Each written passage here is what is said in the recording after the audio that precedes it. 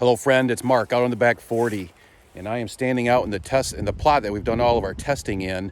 It's first part of November right now, and the only reason I'm out here is because I shot a buck last night with my bow out of the blind here, and I thought while I was out here cleaning some stuff up, it gave me an excuse to get in here. Yeah, I see the blind back here, same one. Anyways, it gave me an excuse to get out here into the food plot now and see what's going on, since I'm already out here stinking it all up, retrieving that buck last night.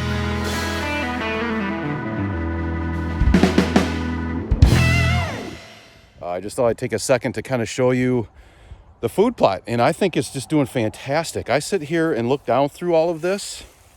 I mean, I see the brassicas, I see the grains, I see clover.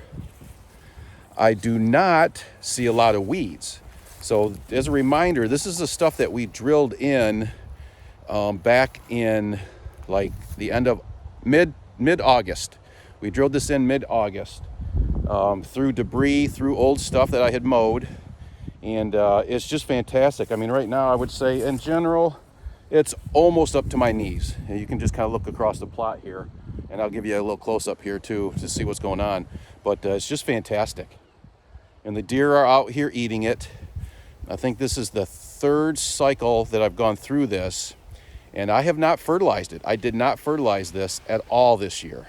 Now, it could do a little better. I think it could be a little bit darker green, but that's kind of part of the transition process, is you just have to let the natural nitrogen come out of the air, let the clover and the legumes grab the natural nitrogen out of the air, put it in the ground, and let the let all the brassicas pull up the potassium and pull up that kind of stuff from deep in the ground, and eventually everything gets in the right layer for everything, and everything just grows great. So I mean, it is just growing great. The deer love it, I love it, and yeah, I look forward to seeing how it all tops out in the spring. So that's it, just a quick update since I'm out here.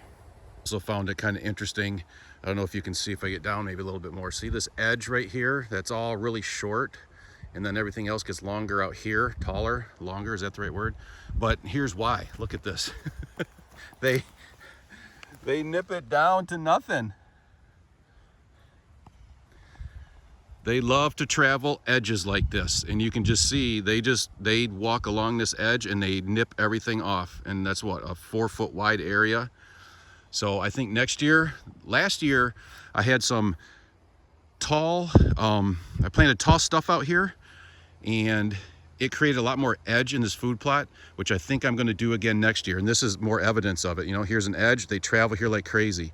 So last year, if you look at the blind back behind me here, and I'm not going to do that because it'll make you dizzy, but the shooting lane goes about right here and then about right over here. And what I'm going to do next year is, from my hand to the right, I'm going to plant tall stuff, and from my hand to the left here, I'm going to plant tall stuff and leave it, and then plant, you know, fall stuff right in through the shooting lanes. And then that way they'll travel inside those shooting lanes all the time.